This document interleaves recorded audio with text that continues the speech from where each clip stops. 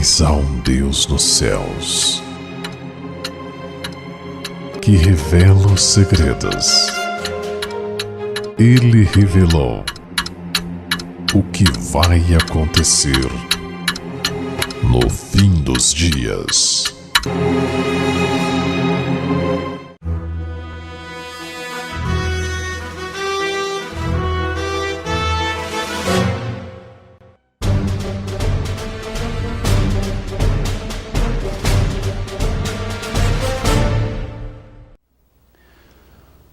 O inimigo tem inúmeros propósitos ao criar todas essas falsas doutrinas.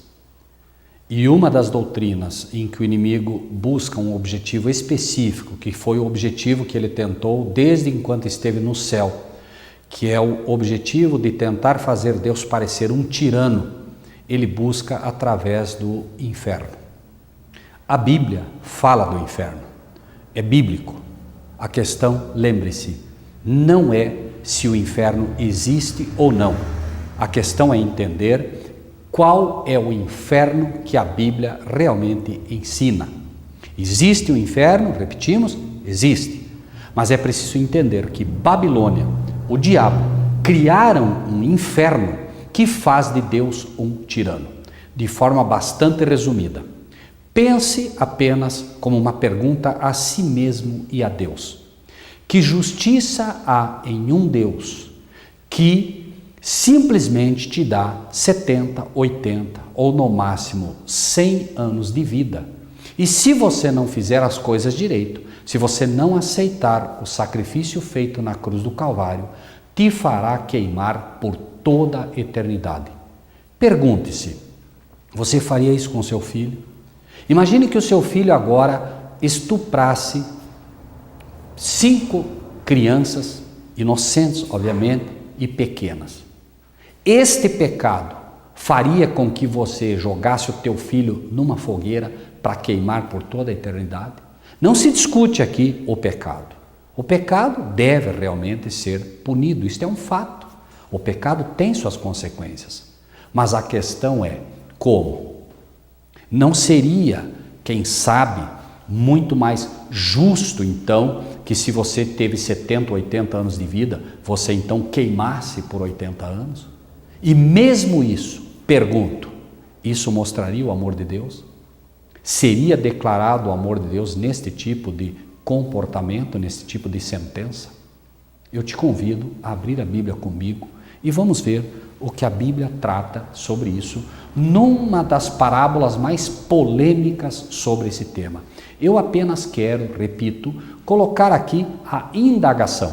Nós não podemos esgotar neste programa o assunto e nem é este o objetivo. O objetivo é simplesmente fazer com que você questione o que aprendeu de errado.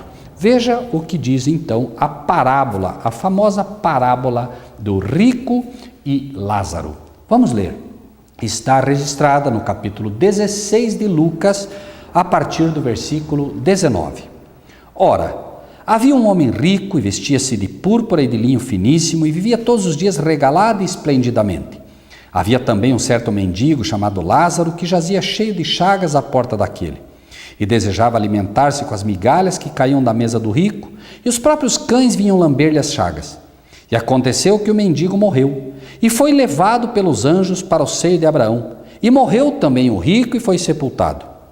E no Hades, ergueu os olhos estando em tormentos e viu ao longe Abraão e Lázaro no seu seio. E clamando disse: Abraão, meu pai, tem misericórdia de mim e manda a Lázaro que molhe na água a ponta do seu dedo e me refresque a língua, porque estou atormentado nesta chama. Disse, porém, Abraão: Filho, lembra-te de que recebeste os teus bens em tua vida, e Lázaro somente males, e agora este é consolado e tu atormentado. E além disso, está posto um grande abismo entre nós e vós, de sorte que os que quisessem passar daqui para vós não poderiam, nem tampouco os de lá passar para cá. E disse ele: Rogo-te, pois, ó Pai, que o mandes à casa de meu pai, pois tenho 5 irmãos, para que lhes dê testemunho, a fim de que não venham também para este lugar de tormento. Disse-lhe Abraão: Eles têm Moisés e os profetas, ouçam-nos. E disse ele: Não, Abraão, meu pai, mas se algum dos mortos fosse ter com eles, arrepender-se-iam. Porém Abraão lhes disse: Se não ouvem a Moisés e os profetas, tampouco acreditarão, ainda que um dos mortos ressuscite. Esta parábola, ela foi aplicada a um grupo de pessoas que eram os saduceus, que não acreditavam na ressurreição. Preste atenção nisso. Ela tinha um fim específico àqueles que não acreditavam na ressurreição. Nós vemos isso, por exemplo, vamos para o livro de Atos, no capítulo 17, Atos 17, 31 e 32. Atos 17, 31 e 32, veja o que diz. Porquanto tem determinado um dia em que com justiça há de julgar o mundo, por meio do varão que destinou. E disso deu certeza a todos, ressuscitando-o dos mortos. Então, está sendo dito aqui, Paulo, o que vai acontecer. Iote, como ouviram falar da ressurreição dos mortos, uns escarneciam e outros diziam, acerca disso te ouviremos outra vez. Não acreditavam na ressurreição dos mortos e não queriam nem ouvir nisso. E era uma doutrina, e é uma doutrina bíblica, mas eles não acreditavam. Eles acreditavam como o erro de hoje. A pessoa morre, ou vai para o céu, ou vai para o inferno. Se ele foi para o céu ou foi para o inferno, por que a ressurreição? Não há razão para a ressurreição. Mas note mais um texto que trazemos a lume, onde deixa isso ainda mais claro. Mateus capítulo 22, 23 e 24. Mateus 22, 23 e 24. Veja o que diz. No mesmo dia, chegaram junto dele os saduceus, que diziam não haver ressurreição, e o interrogaram, dizendo, mestre, Moisés disse, se morrer alguém não tendo filhos, casará o seu irmão com a mulher dele, suscitará descendência a seu irmão. Ou seja, eles não acreditando na ressurreição, eles chegam e propõem uma armadilha para Jesus. Olha, Moisés disse que se morre, o marido da mulher, o irmão tem que casar com ela, etc, etc, etc. E aí eles dizem, aí foi, casou um, casou outro, morreu todo mundo. Quando chegarem no céu, de quem finalmente ela terá o esposo? Qual deles será o esposo dela? O primeiro, o último, enfim, era uma armadilha, Como se Jesus não pudesse responder. Jesus diz o que diria a todos aqueles pastores de hoje, como os saduceus, que não creem na ressurreição. Errais, não conhecendo as Escrituras, nem o poder de Deus, porque no céu não se casam e não se dão em casamento. Note que Jesus estava mostrando uma coisa muito simples ali. Vocês erram não conhecendo as Escrituras. E não conhecendo as Escrituras não tem como ter a menor possibilidade de vocês entenderem. Vocês erram porque vocês ensinam que uma pessoa morre e vai para o céu ou vai para o inferno. Se ela foi para o céu, ela vai encontrar as pessoas lá e agora vocês querem saber de quem finalmente ela será esposa. Mas vocês erram porque não é assim que funciona. Então, finalmente, ele está propondo a ideia de que o próprio conceito deles estava errado.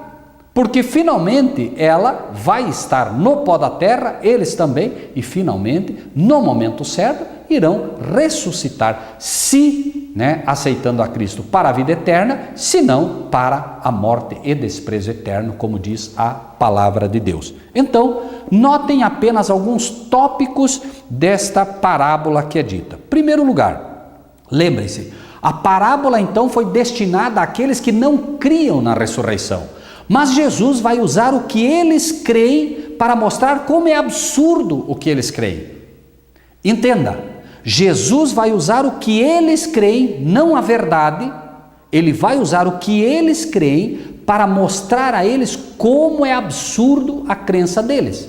E note, por exemplo, se nós vamos aceitar esta parábola como um ensino doutrinário e não o propósito que Cristo usou nesta parábola, como nós vamos ter que mudar toda a nossa forma de crer. Vejam, por exemplo, o versículo 22. Aconteceu que o mendigo morreu e foi levado pelos anjos para o seio de Abraão, e morreu também o rico e foi sepultado. Espera aí, você quando morre, você vai para o seio de Abraão?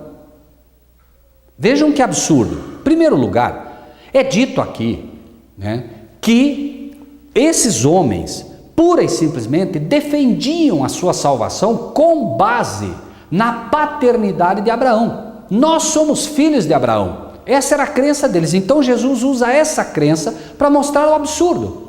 Bom, se vocês creem que Abraão é o pai de vocês e vão se salvar por serem filhos de Abraão, então vocês não precisam de mim. E quando morrer, vocês vão para o seio de Abraão. Vocês não vão para o seio do pai. Jesus disse: eu vou para o seio do meu pai. Eu saí do pai e agora eu volto para o meu pai. Vocês têm por pai Abraão? Então, quando vocês morrerem, vocês vão para Abraão. Vocês não vão para o meu pai e não vão certamente estar comigo. Note então, se o teu desejo é acreditar nessa parábola pura e simplesmente dessa forma, então você tem que aceitar que você, ao morrer, não vai para o céu, você não vai para o inferno, você vai para o seio de Abraão, se você confia em Abraão como tendo a origem da sua paternidade. E note agora também o versículo 23. No Hades, né, no inferno, ergueu os olhos, estando, que é o que eles criam, né? Esse foi para o inferno, o outro foi para o céu, e clamando disse, e no Hades, 23, ergueu os olhos, estando em tormentos, e viu ao longe Abraão e Lázaro no seu seio. De novo, como é que ele pode ver Abraão e Lázaro no seio de Abraão? Veja que não é pura e simplesmente uma parábola doutrinária, ela tem um objetivo, e note mais, clamando disse, Abraão, meu pai, tem misericórdia de mim. Pergunto, Abraão pode perdoar pecados? Abraão pode exercer misericórdia? Você foi ensinado a orar a Abraão? Não me leve a mal, apenas seja prático nas coisas de Deus. Vamos ler a palavra de Deus de forma simples, como tem que ser. O objetivo desses estudos não é machucá-lo, não é ofendê-lo, mas pense se há raciocínio bíblico nisto. Este homem aqui está sendo apresentado como confiando em Abraão. Inclusive nesse momento, em vez de orar ao Pai, clamar ao Pai por misericórdia, ainda que não houvesse não houvesse mais tempo, não importa, ele ora a Abraão, porque ele confia, como dizemos, nesta paternidade. Então pergunto, se esta parábola deve ensinar a nós a doutrina que queremos colocá-la como sendo o inferno um lugar de tormento eterno, nós temos que aceitar também que devemos passar a orar a Abraão, porque este homem ora a Abraão. E isso é errado, obviamente que é errado. Repito, Jesus estava ensinando uma lição àqueles que não criam na ressurreição, tentando mostrar a eles, vejam como é absurda a crença de vocês. Isso não é bíblico. O tempo todo ele dizia, né, que as parábolas era para que vendo não vejam e ouvindo não ouçam. Como as profecias, as pessoas que não têm o Espírito de Deus profundamente arraigado no coração, elas terão falhas. Para isso Deus está levantando um povo hoje livre dos ensinos das igrejas, livre dos ensinos dos pastores que não conhecem a palavra de Deus, para que possa ter um povo livre. E finalmente é dito aqui que no versículo 29 ao 31, disse-lhe Abraão, veja, disse-lhe Abraão, tem Moisés e os profetas, ouçam-nos. E disse ele, não, Abraão, meu pai, note, a ninguém chameis de vosso pai na terra, porque um só é o vosso pai que está nos céus. O que faríamos com esse texto agora? Podemos então novamente clamar a Abraão, como se Abraão fosse o nosso pai, mas se algum dos mortos fosse ter com ele, arrepender-se-iam. Porém Abraão lhes disse, se não ouvem a Moisés e os profetas, tampouco acreditarão, ainda que um dos mortos ressuscite. Amados, a mensagem que Deus está tentando mostrar a nós é, temos Moisés e os profetas, temos o Novo Testamento, na época havia Moisés e os profetas, nós vimos que Deus forma o homem do pó da terra, sopra nele o fôlego de vida e o homem passa a ser alma vivente. A Bíblia encerra esse assunto de forma brilhante no livro de Apocalipse. E mesmo que nós não tivéssemos o Apocalipse, tivéssemos apenas Moisés e os profetas, já seria básico para nós. Moisés, Gênesis. Moisés escreveu o livro de Gênesis, onde nós vemos a criação do homem, que foi o que falamos anteriormente. E agora, Apocalipse no capítulo 20, versículo 6, mostra qual é a realidade do inferno. A realidade, porque isto é ensino, certo? Isto é ensino. Bem-aventurado e santo aquele que tem parte na primeira ressurreição. Morreu. Você fica aguardando na sepultura. Agora, Cristo vem, Filho do Deus vivo, levanta. Teu Pai te chama. Você agora ressurge. Bem-aventurado e santo aquele que tem parte na primeira ressurreição. Sobre estes não tem poder a segunda morte. Você passando da primeira ressurreição, que é o que Jesus chama do sono, quando você dorme em Cristo Jesus, você na sepultura, agora você faz parte do grupo da primeira ressurreição, ressurge e diz: estes não têm poder à segunda morte. Haverá uma primeira morte, que é o que chamamos de sono, e uma segunda morte, que é a morte eterna.